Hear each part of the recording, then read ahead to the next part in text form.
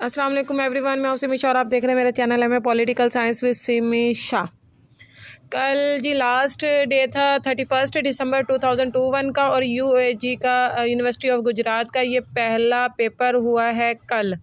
यूओजी का MSc part 1 का western political thoughts इनका पहला पेपर हुआ है। पॉलिटिकल साइंस है और सिलेबस 2016 इनका लिखा हुआ आ रहा है और ये न्यू कल पेपर हुआ है। कोई से 4 सवाल हल करें, तमाम सवालों के नंबर बराबर हैं, यानी कि 25 नंबर का एक सवाल होता है इनका और टोटल मार्क्स मैक्सिमम मार्क्स 60 पास वाला है इसमें। ओए होए, ये तो बहुत ही ज़्यादा जुल्म है बच्चों का।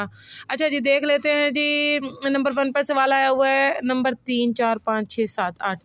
कोई से 4 सवाल करें तमाम नंबर। इसका मतलब है पहले जो 2 सवाल हैं ऑब्जेक्टिव पार्ट इसमें था, यानी कि इसमें कुछ ऑब्जेक्टिव पार्ट था, इसमें कुछ सब्जेक्टिव पार्ट है। सब्जेक्टिव पार्ट में जी सवाल देख लेते हैं, 4 सवाल करने हैं, 2, 4, 6 सवालों में से 4 सवाल करने हैं। नंबर 1 में देख लेते हैं अफलातूनी नज़रिया इंसाफ का तनकीदी जायज़ा लिखें, यानी कि वही नज़रिया इंसाफ आ गया अफलातून का। लॉक के नज़रिए मुआहिदा इमरानी का जायज़ा लें, या हफ्स के नज़रिए मुआहिदे से किस तरह मुख्तलिफ है। सेम पीयू वाला आ गया, जया से मिलकर नज़रिया आज़ादी आ गया, ये भी सेम है।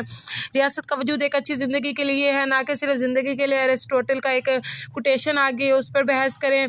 इनकलाब रूस 1917 का मुवाजना इनकलाब चीन 1949 से करें। ओए होए, इतना मुश्किल सवाल है।